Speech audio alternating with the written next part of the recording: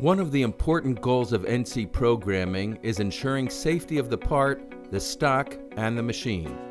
A new capability in CIMATRON 13 called Safe Milling will automatically take into account the part and fixture definitions, eliminating gouges or collisions throughout the NC process, delivering quicker, easier, and safer milling.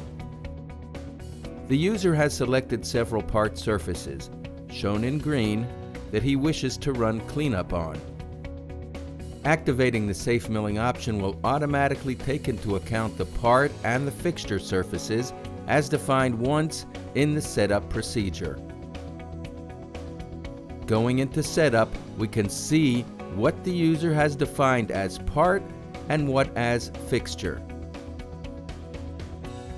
Now we will execute the procedure. This is the resulting toolpath.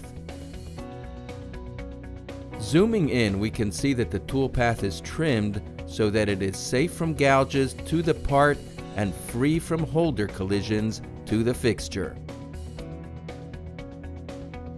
From now on, whenever the Safe Milling option is activated, every NC procedure will automatically be safe from gouges and collisions without user intervention. Safer, easier, faster programming.